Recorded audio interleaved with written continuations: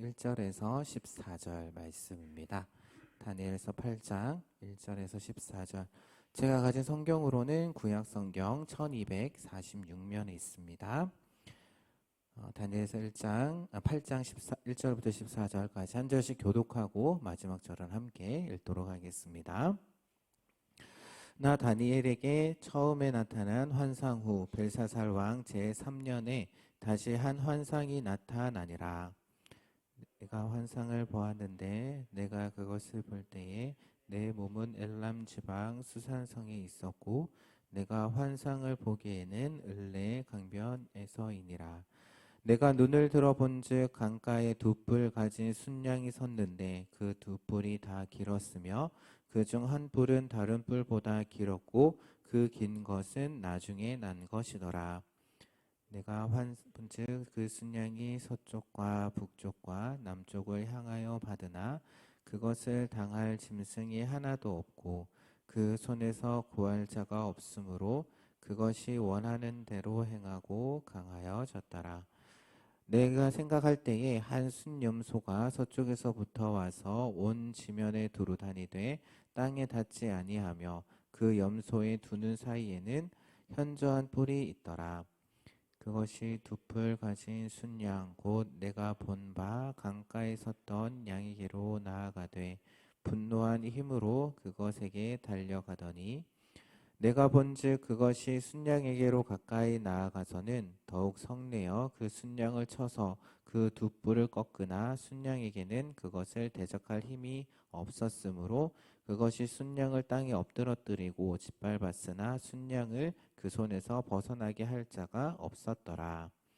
순염소가 스스로 심히 강대하여 가더니 강성할 때에 그 큰 뿔이 꺾이고 그 대신에 현저한 뿔 넷이 하늘 사방을 향하여 났더라.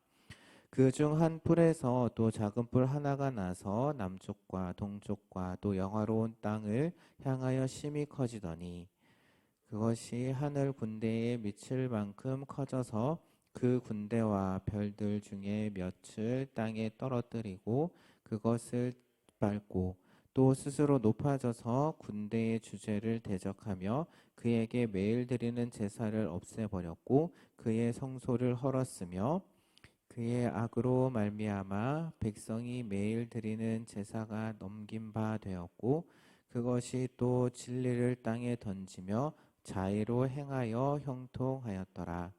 내가 들은즉 한 거룩한 이가 말하더니 다른 거룩한 이가 그 말하는 이에게 묻되 환상에 나타난 바 매일 드리는 제사와 망하게 하는 죄악에 대한 일과 성소와 백성이 내어준 바 되며 짓밟힐 일이 어느 때까지 이를꼬 하매 함께 읽겠습니다.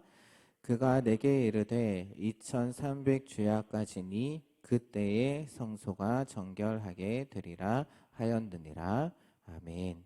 예, 읽어도 무슨 말인지 잘 모르시겠죠. 예, 환상에 대한 말씀이라서 아마 이 다니엘서 1장부터 6장까지는 이제 역사적인 그러한 내용들과 관련된 부분들이고 7장부터 이제 12장 말씀까지는 이제 환상에 대한 다니엘이 보았던 환상에 대한 그런 말씀입니다. 그래서 때로는 이게 과연 무슨 말을 하는가라고 환상에서 의미하는 게 과연 뭘까? 사실은 아직까지도 학자들 사이에서는 조금은 이해하기 어려운 부분들이 많이 있다라고 이야기를 합니다. 그래서 오늘은 학자들이 거의 동의하는 그런 부분 하에서 이 말씀을 한번 풀어가 보고 그 말씀을 오늘 우리 삶에 한번 적용해 보도록 하겠습니다. 오늘 읽은 말씀을 보게 되면은 이제 7장부터 계속해서 이제 다니엘이 본 환상이 이어지는데 1절 말씀을 보게 되면 처음에 나타난 환상이라고 그렇게 되어 있습니다. 처음에 나타난 환상 후 벨사살 제3년에 이렇게 이야기를 하고 있는데요. 여기에 말하고 있는 처음에 나타난 환상이라는 것은 7장 말씀에 나왔던 그 환상, 벨사살 원년에 보았던 그 환상을 이야기를 하고 있습니다. 그리고 세월이 지나서 2년 후에 이제 벨사살 왕 제3년에 다니엘이 또 다른 환상을 하나 더 보게 되는 것이죠.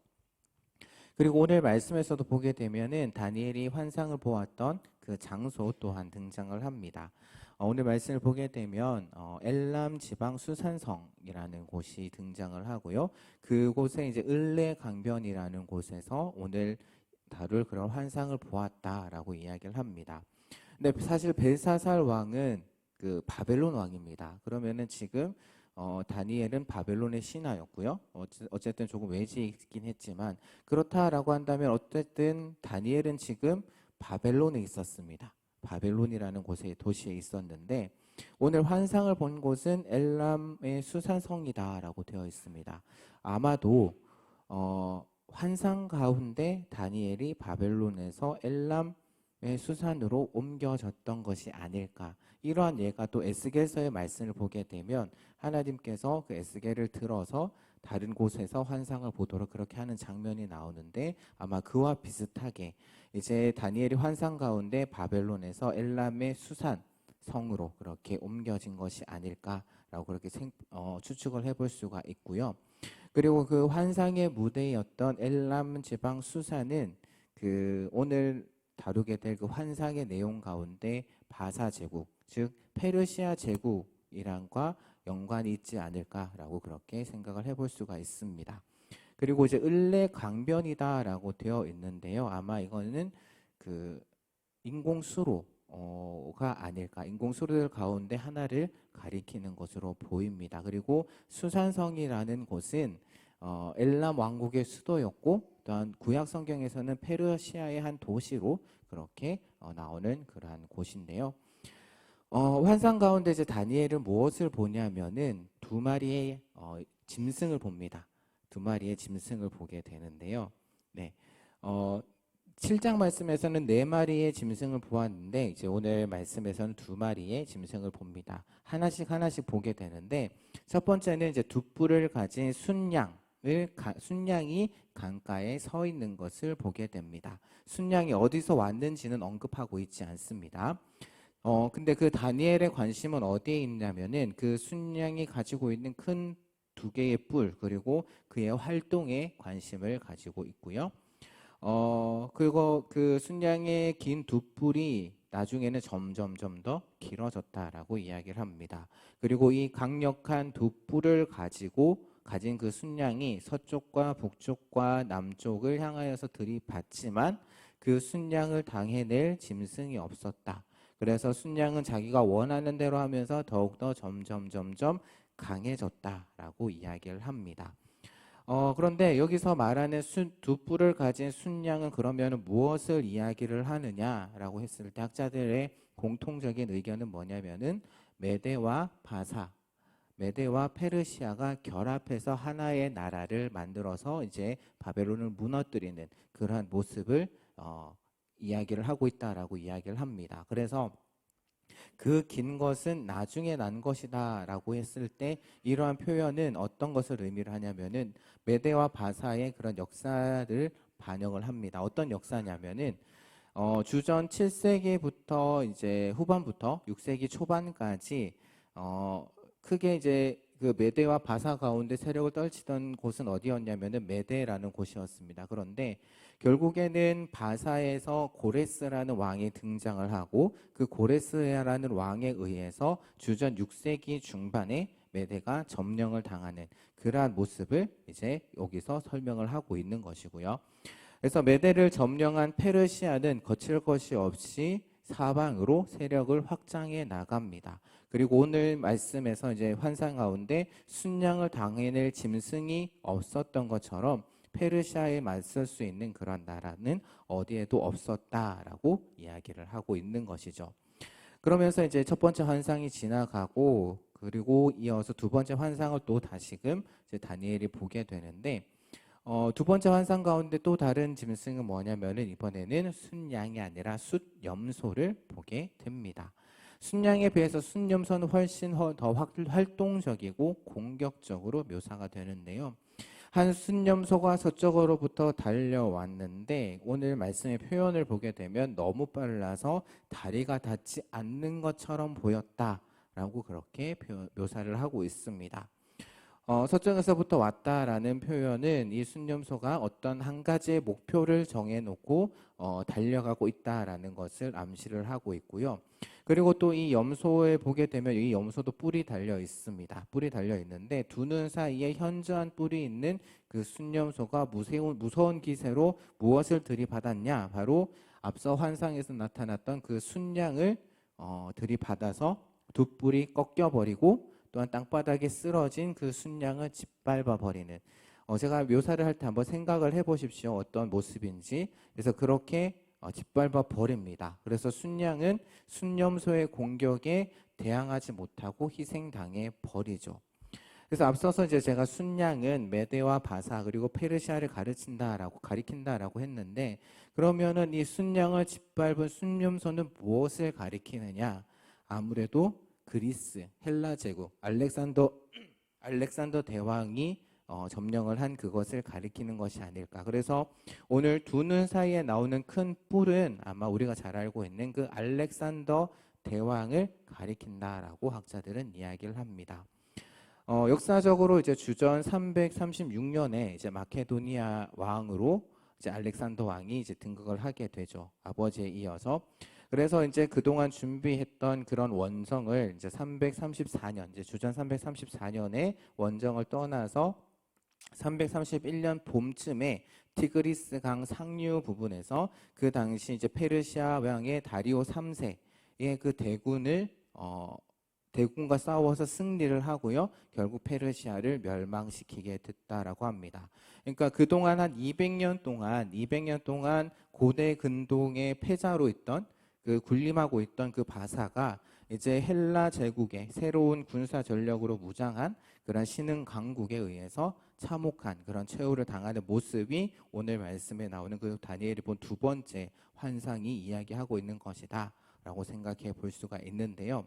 앞서서 이제 순양이 자기가 원하는 대로 행하고 또 강하여졌다가 갑자기 등장한 더 강한 순념소로 인해서 종말을 맞이했죠. 종말을 맞이했는데, 그런데 순념소의 그런 현저뿐 마찬가지였습니다. 크게 다르지 않았고요.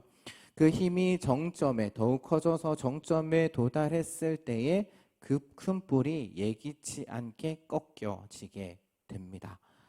그리고 그 자리에서 4개의 뿔이 자라나서 하늘 사방으로 나게 되죠. 역사적으로 보게 되면 이것은 어떤 것을 의미를 하느냐? 페르시아 바사를 정복한 알렉산더, 그 알렉산더 대왕은 그 누구도 그 당시에 가지 보지도 못했던 곳으로 원정을 떠나게 됩니다. 한번 지도를 한번 보시면은, 네, 제가 지도를 하나 준비를 했는데요. 잘 보이시나요?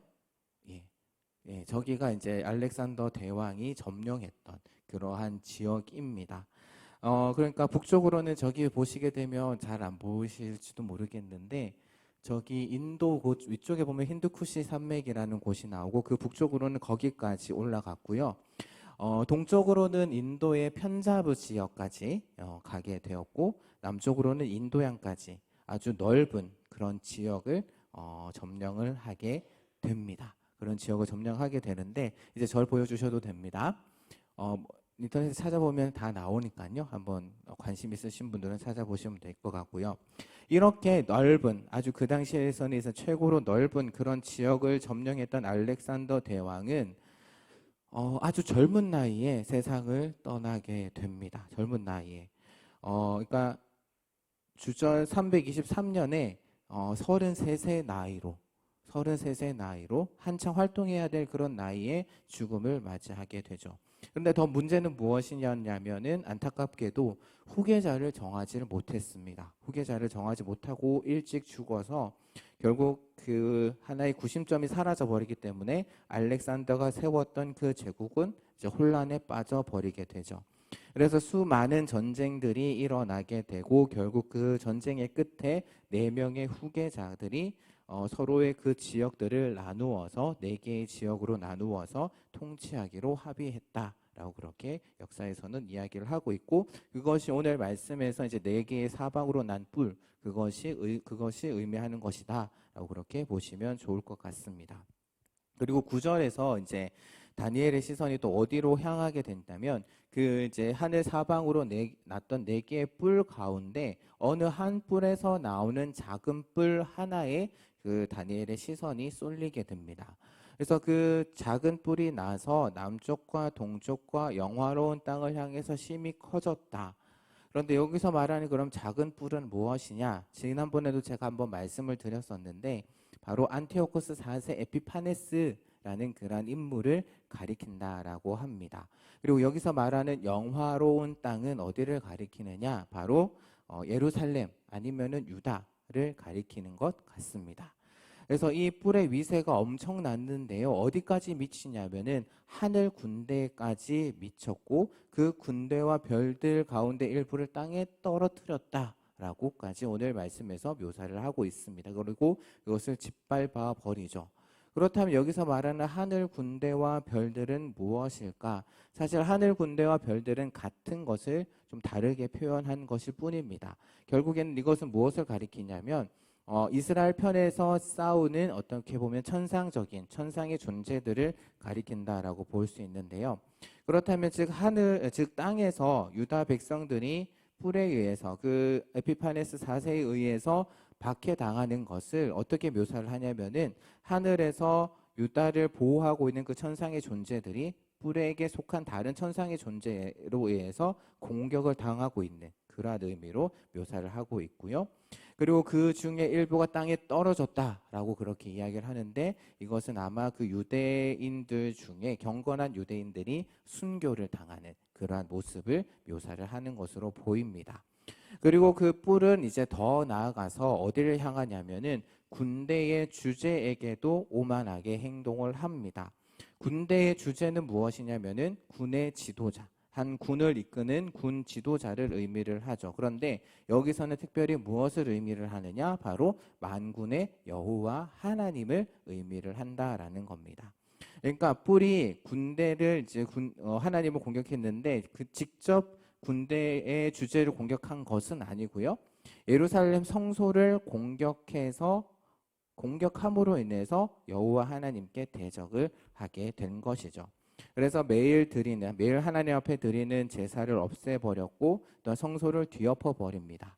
근데 사실 생각해 보면 안티오코스 4세가 제사를 완전 폐지한 것은 아닙니다. 폐지한 것은 아닌데 단지 그 예루살렘에 있던 그 성소의 번제단 위에 거기에 올리지 말아야 할 학자들은 이제 돼지라고 이야기를 하는데 그 이방의 제단에 그 번제단 위에서 그것을 드림으로 인해서 그것이 불결해짐으로 인해서 더 이상 율법에서 이야기하고 있는 제사가 불가능해졌다라는 것을 오늘 말씀에서는 어떻게 이야기를 하느냐? 그의 성소를 헐었다라고 이야기를 하고 있는 것이죠.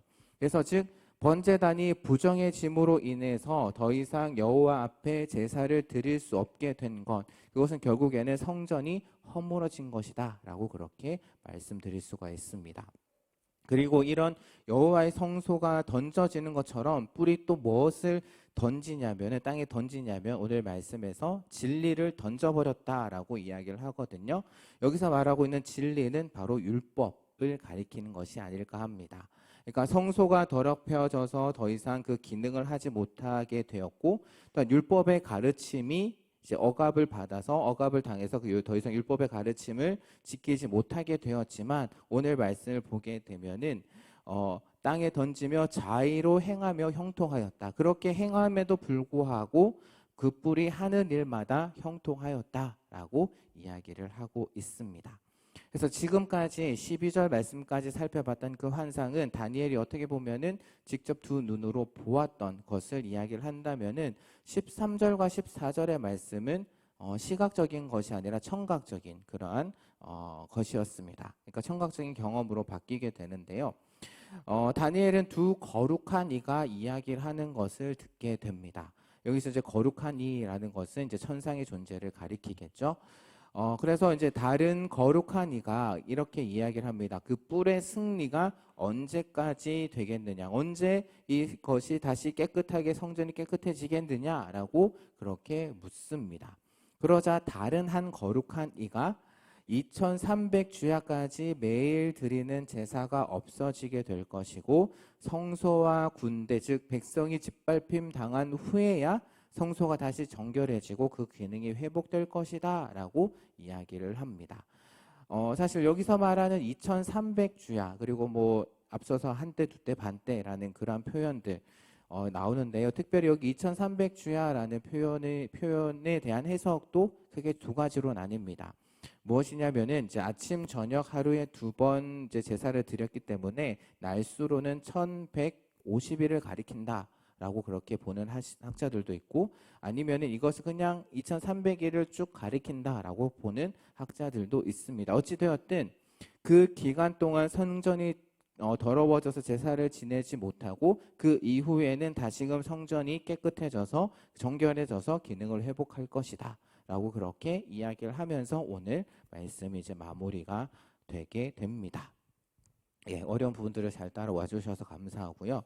이렇게 오늘 말씀을 살펴봤는데 그래서 오늘 말씀을 이렇게 읽으면서 이제 오늘 말씀을 준비하면서 떠올렸던 그 표현이 있습니다. 바로 오늘 말씀의 제목인 화무 11홍이라는 그러한 표현이 생각이 났습니다. 오늘 말씀드렸던 기억이 있는데요. 그러니까 이것을 이제 문자 그대로 번역을 하게 되면 10일 동안 붉은 꽃은 없다라는 그러한 뜻이고요. 이것은 무엇을 비유하냐면은 권세, 권력, 그리고 영화와 영광이 영원할 수 없다라는 것을 의미하는 표현이 바로 화무 11홍이라는 그러한 표현입니다. 그런데 생각해 보면 참 인간이라는 존재가 참 어리석게도 지금 자기가 가지고 있는 그 힘, 그 권세, 그런 권력을 가지게 되면은 그것이 영원할 것 같다라는 그러한 착각, 그러한 생각을 가지게 된다라는 것이죠. 그런데 오늘 말씀을 통해서 보게 되면 영원한 힘이 없다라는 것. 그러니까 영원한 힘을 가지고 있는 존재는 없고 어떻게 보면 더 큰, 더 강한 힘이 있다라는 사실을 깨닫게 됩니다. 그러니까 오늘 처음에 나오는 순양, 세상을 호령하죠. 거칠 것 없이 행하는 그러한 모습. 그래서 세상 사람들은 아마 그런 모습들을 보고 그 권세가 영원할 것이다 라고 생각을 했을 것입니다. 그리고 또 두 순양 가운데 나중 것이 먼저 것을 장악하죠. 말씀드렸던 것처럼 메덱을 이기고 당시 고대 근동의 패권을 가졌던 고레스의 페르시아 그 왕국을 의미한다라고 볼 수 있습니다. 그래서 그 손에서 누구도 구할 자가 없었고 또한 페르시아 고레스 왕이 자기가 원하는 대로 하더라도 행할 정도로 자기가 하고 싶은 것을 다 행할 정도로 그런 막강한 그런 힘을 가지고 있었지만 결국에는 이후에 알렉산더 대왕 헬라 제국에 의해서 결국에는 그 두 뿔이 꺾이고 짓밟힘을 당하게 되죠. 예수님께서도 그렇게 말씀을 하셨습니다. 무엇이냐면은 칼을 가지고 있는 자는 그 칼로 망하게 된다라고 말씀을 하셨는데 그것을 이제 오늘 말씀을 통해서 적용을 해보게 되면 힘을 가지고 있는 자 결국 그 힘으로 망하게 된다라는 것이죠. 그래서 결국에는 그 순양을 이긴 순념소 헬라의 영향력이 온 지면에 이르게 됩니다. 그래서 알렉산더 대왕이 헬라 제국의 위용은 정말 페르시아 제국을 뒤엎고 아까 지도에서 보았던 것처럼 인도까지 이르게 되는 거죠. 그리고 이들이 가지고 있는 그런 부대를 보게 되면 발이 보이지 않을 만큼 빠른 그런 기마 부대를 가지고 있었습니다. 스스로 힘이 강대해져서 그 손에서 벗어날 자가 없었다라고 했지만 결국 알렉산더 대왕은 신이 아니었죠. 결국 그도 사람이었고 결국 그가 허망하게 죽어버리자 나라는 네 개로 쪼개어지게 되는 것입니다. 그것처럼 힘을 얻을 때가 있으면 힘이 가지고 있을 때가 있으면 결국 그것을 잃어버릴 때도 분명히 온다라는 겁니다. 그래서 세상의 그 어느 역사를 찾아본다라고 할지라도 그 어디에도 영원한 권력은 없다라는 것이죠. 우리가 알고 있기에 가장 넓은 땅을 차지했던 그 몽골 제국 역시도 역사의 기록에만 남아있지 지금은 아주 작은 우리나라보다는 크지만 아주 작은 그러한 나라로만 이렇게 되어 있다라는 것 우리가 볼 수 있습니다. 그리고 그 순념소 가운데, 그 순념소 넷불 가운데 어느 한 뿔이 나오는 작은 뿔, 그 뿔의 기세 역시도 이전의 모든 힘들을 압도해 버립니다. 그 힘이 어찌나 강했던지 성전 제사를 폐해버리고 성소를 모독하고 조롱하죠. 수많은 사람들을 짓밟아 버립니다. 그 권세도 근데 영원할 것 같았지만 오늘 본문에서 보게 되면 마지막에 이야기를 하고 있는 것처럼 언젠가는 그것들도 사라지게 될 것이다. 2300 주야가 지나게 되면 그것들이 사라지고 다시금 정결하게 될 것이다 라고 이야기를 하고 있습니다. 그러니까 아무리 영원할 것 같던 그 당시에는 그것이 영원할 것처럼 보이는 그러한 힘도 권세도 결국에는 다 한계가 있고 영원하지 않다라는 것, 오늘 본문은 우리에게 이야기를 해주고 있습니다. 아니, 다니엘서 전체가 어떻게 보면 그것에 대해서 이야기를 하고 있는 것이 아닐까라는 생각을 해보게 되는데요. 또한 하나님께서도 다니엘에게 이런 환상을 보여주신 이유도 이 세상에 영원한 힘은 없다, 이 세상에 영원한 권세도 없고 권력도 없다라는 것, 화무 11홍이라는 그런 말처럼 언젠가도, 지금은 정말 땅땅하게 정말 힘을 내고 있지만 언젠가 그것들도 사그러져 버릴 것이고, 그래서 지금 성도들이 그러한 힘에 의해서, 그러한 권력, 권세에 의해서 고통을 당하고 고난의 시간을 보내고 있지만 언젠가 그것도 끝이 있다라는 것, 마지막이 있다라는 것, 그 고통과 고난 역시도 영원하지 않다라는 것을 오늘 본문을 통해서 우리에게 이야기를 하고 있는 것이 아닐까 합니다. 그런데 오늘은 조금 좀 다른 관점으로 우리 삶 가운데 적용을 해봤으면 좋겠는데요. 한 가지 질문을 드리도록 하겠습니다. 고개를 드시고요. 네. 고개를 드시고 다른 관점으로 한번 적용을 해봤으면 좋겠는데, 아마 여기 학생분들도 많이 계실 거고요. 직장인분들도 계실 겁니다. 학생분들에게 물을게요. 여러분들은 무엇을 위해서 공부를 하고 계십니까? 무엇을 위해서 공부를 하고 계시죠? 무엇을 얻기 위해서 공부를 하고 계십니까? 또 아마 직장에 다니시는 분들, 여러분들은 무엇을 위해서 직장에서 그렇게 열심히 일하고 계신가요? 또 지금 아마 직장을 구하고 계시는 분들도 계실 텐데, 그렇다면 여러분들은 어떤 목적을 가지고 직장을 구하고 계십니까? 아마 이렇게 물으면 이제 교회를 이제 오랫동안 다니셨던 분들은 이렇게 이야기를 할 겁니다. 하나님의 영광을 위해서, 하나님의 영광을 위해라고 그렇게 이야기를 하실 겁니다.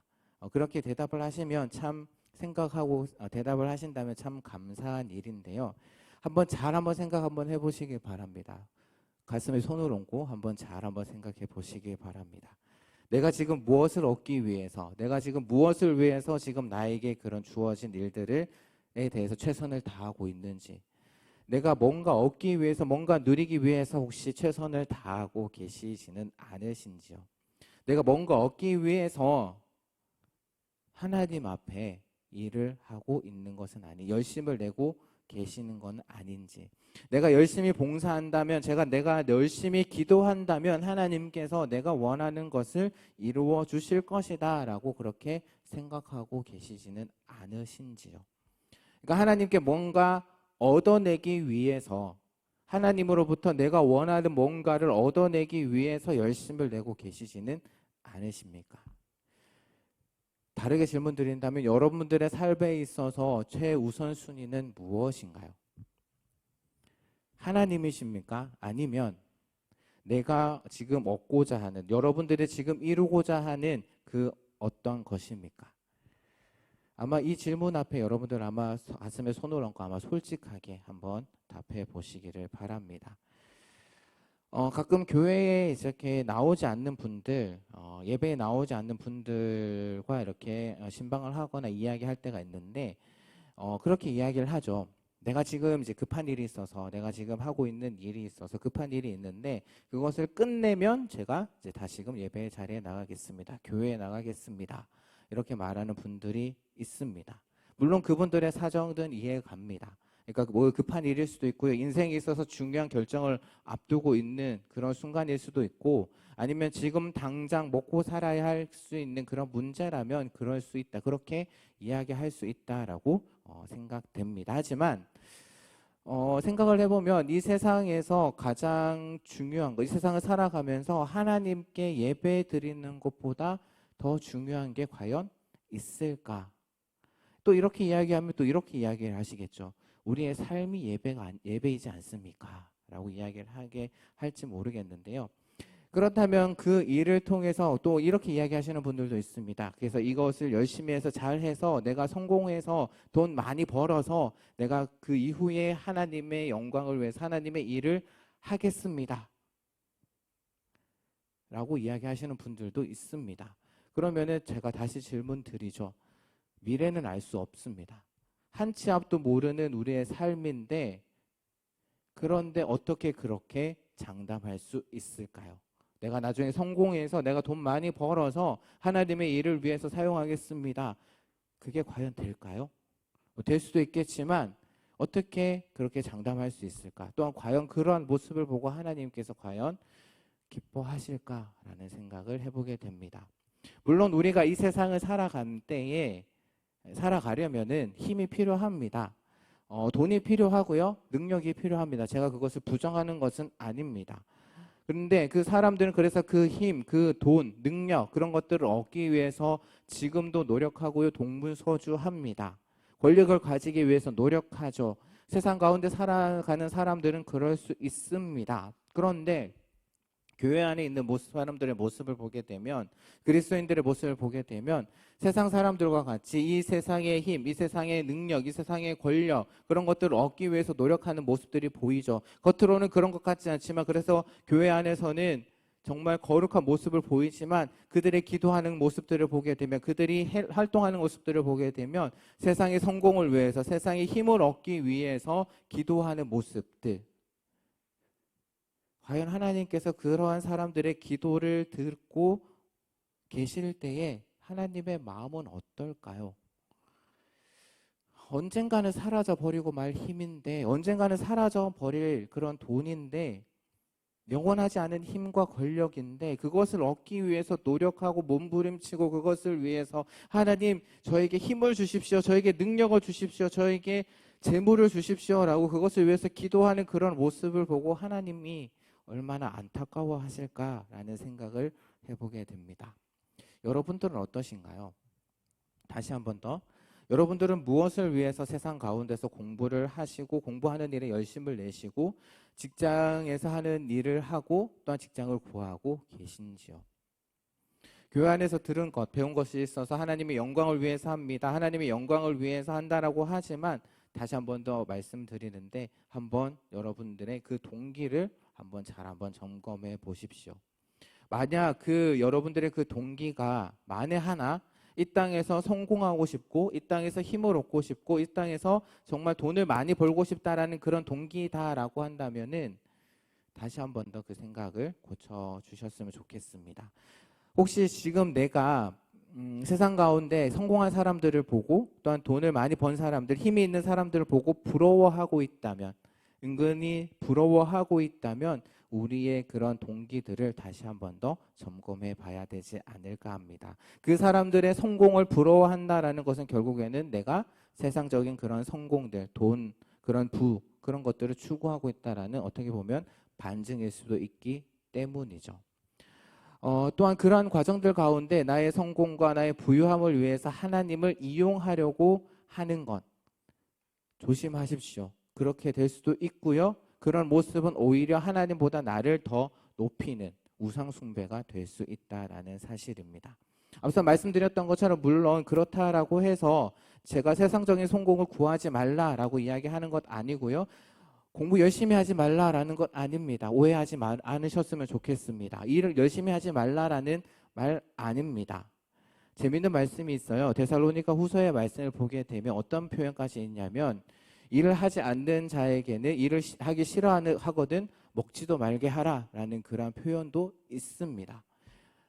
우리가 공부하는 것 중요합니다. 일하는 것 중요합니다. 그 어느 누구보다도 더 열심히 일하고 더 열심히 공부해야죠. 하나님이 허락하신다면 우리는 이 세상 가운데서 성공할 수 있고요. 하나님이 우리에게 힘을 주실 수 있고요. 능력을 주실 수가 있습니다. 그래서 그 사람들을 통해서 하나님이 세상 가운데 귀하게 쓰실 수 있습니다. 그런 사람들이 저와 여러분이 되었으면 참 좋겠습니다. 그것을 위해서 기도하는데, 하지만 그럴 때에도 우리가 놓치지 말아야 할 것은 무엇이냐면은 이 세상의 권력들, 이 세상의 힘과 성공은 영원하지 않다라는 것. 이 세상의 힘과 권력과 능력은 오늘 말씀의 제목처럼 화무 11홍, 결국에는 언젠가는 사라져버릴 그러한 것이다라는 것이죠. 그래서 이 사실을 기억하면서 그런 이 세상에서 주는 그런 성공들, 힘들, 권력들을 추구하면서 따라가면서 거기에 함몰되어서 세상 사람들이 가는 그런 길로 가지 않으셨으면 좋겠다라는 겁니다. 이 세상은 영원하지 않습니다. 언젠가는 사라져 버리고 맙니다. 하지만 영원한 분이 계시죠. 바로 하나님. 이 세상의 힘은 영원하진 않지만 하나님은 영원한 힘을 가지고 계십니다. 이 세상의 나라들은 영원하지 않고 결국에는 멸망하지만 하나님의 나라는 영원하다라는 것, 성경에서 분명하게 우리에게 이야기를 하고 있습니다. 세상의 힘과 세상의 권세와 권력, 성공, 그런 것들을 부러워하지도 마시고요, 두려워하지도 마시고요, 오직 하나님의 영광을 위해서, 하나님의 나라를 위해서 귀하게 쓰임받는 그런 저와 여러분이 되기를 주님의 이름으로 부탁드립니다. 예, 이 시간 함께 찬양하면서 헌금할 텐데요. 다시 한 번 더 질문 드리고 싶습니다. 여러분들에게 있어서 가장 큰 소망은 무엇인가요? 이 세상에서 성공하는 것, 돈 많이 버는 것, 힘을 가지는 것, 그래서 내 이름을 알리는 것, 네, 그런 것들이 소망이 될 수 있겠죠. 하지만 그런 소망들은 결국엔 오늘 말씀의 제목처럼, 반주해 주시고요, 말씀의 제목처럼 언젠가는 사라져 버리고 말 그런 것들입니다. 우리가 소망해야 될 것이 무엇일까 생각을 하면서 오늘 찬양을 정해봤는데요.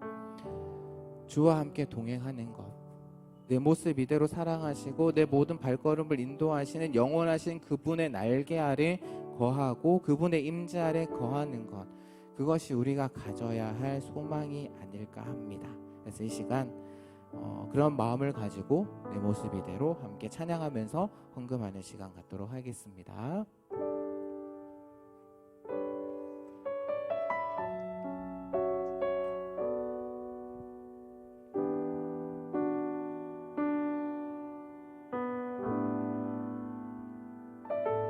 내 모습 이대로 사랑하시네, 연약함 그대로 사랑하시네, 나의 모든 발걸음 주가 하시나니, 날 인도하소서. 한 번 더 찬양하겠습니다. 내 모습 이대로 사랑하시네, 연약함 그대로 사랑하시네, 나의 모든 발걸음 주가 하시나니, 날 인도하소서. 주의 날개 아래 거하는 것, 주의 임재 안에 거하는 것, 나의 가장 큰 소망, 나의 가장 큰 은혜, 주와 함께 동행하느니,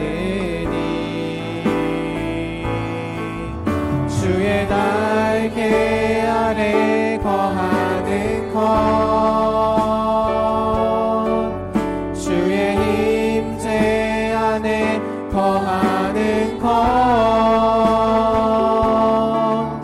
나의 가장 큰 소망, 나의 가장 큰 은혜, 주와 함께 동행하느니. 한 한 번 더 찬양하겠습니다. 내 모습 이대로 사랑하시네. 연약함 그대로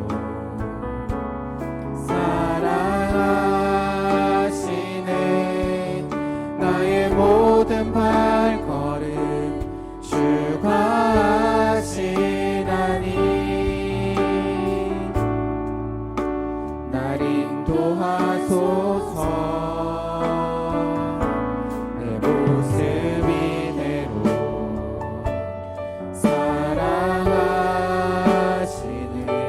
연약함 그대로 사랑하시네. 나의 모든 발걸음 주가 하시나니 날 인도하소서. 주의 날개 아래 거하는 것 주의 임재 안에 거하는 것 나의 가장 큰 소망 나의 가장 큰 은혜 주와 함께 동행하느니 주의 날개 아래 거하는 것 주의 임재 안에 거하는 것 나의 가장 큰 소망 나의 가장 큰 은혜 주와 함께 동행하느니. 이 시간 함께 기도하겠습니다. 하나님, 오늘 말씀을 통해서 우리에게 또한 귀한 가르침을 허락해 주시니 감사합니다.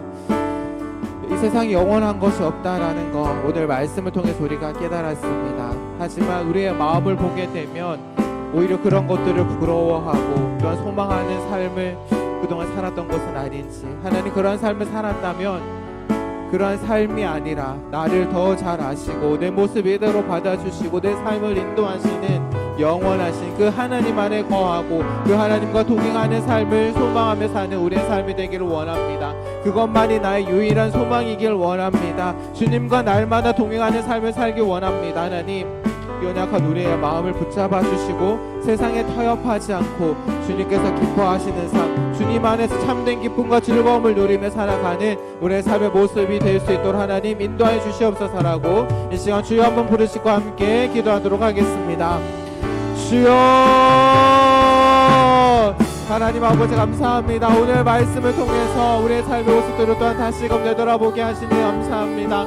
우리가 무엇을 위해서 힘쓰고 우리가 무엇을 위해서 노력하고 우리가 무엇을 위해서 동분서주하고 있는 우리들의 모습을 돌아보길 원합니다.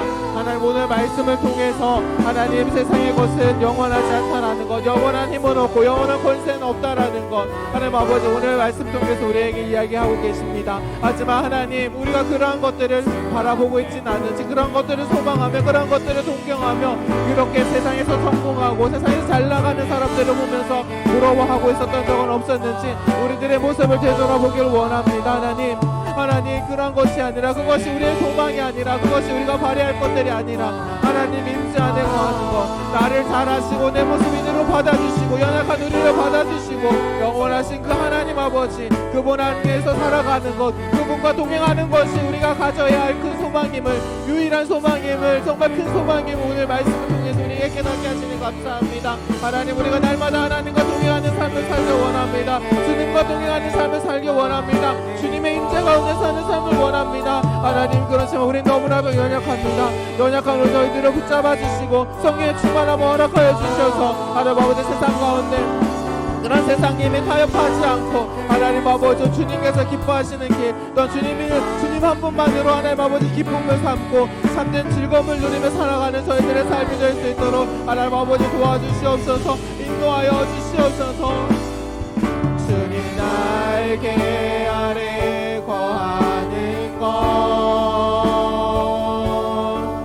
주의 힘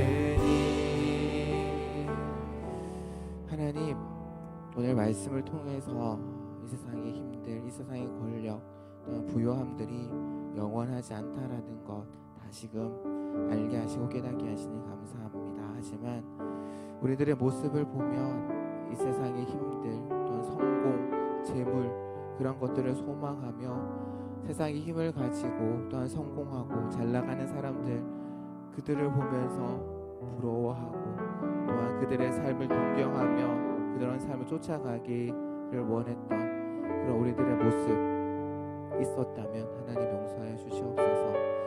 그러한 것들이 영원하지 않는 것을 동경하며 소망하며 살아가는 것이 우리의 모습이어서는 안 되고, 나를 아시고 내 연약한 모습을 아시고 나를 그대로 받아주시는, 그리고 나의 앞길을 인도하시는 영원하신 하나님, 이 세상 누구보다도 더 강한 그 하나님과 동행하는 것, 주님의 날개 그늘 아래 거하고 하나님 임재 아래 머무는 것, 그것이 우리의 유일한 소망이 되어야 함을 또한 말씀을 통해서 찬양을 통해서 고백하게 하시니 감사합니다. 그것이 이 땅을 살아갈 때에 날마다 하나님 앞에 드리는 우리의 기도의 제목이 되게 하여 주옵소서.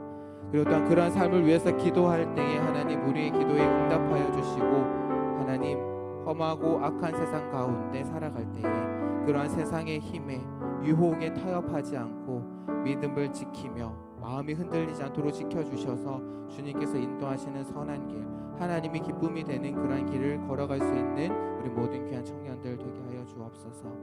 이 시간 귀한 예물을 하나님 앞에 드립니다.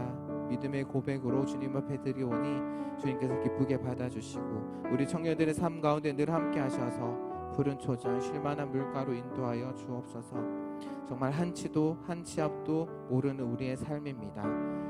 그렇기에 두려운 마음, 불안한 마음을 가질 수 있지만 하나님이 우리 아버지시기에, 세상인 그 누구보다도 지혜롭고 그 누구보다도 힘이 있으신 분이시기에 그 하나님께서 우리를 선한 길로 인도하실 것임을 믿고 삶의 모든 순간마다 하나님을 선택하며 하나님께서 인도하시는 길로 나아가는 우리 모든 귀한 청년들 되게 하여 주시옵소서.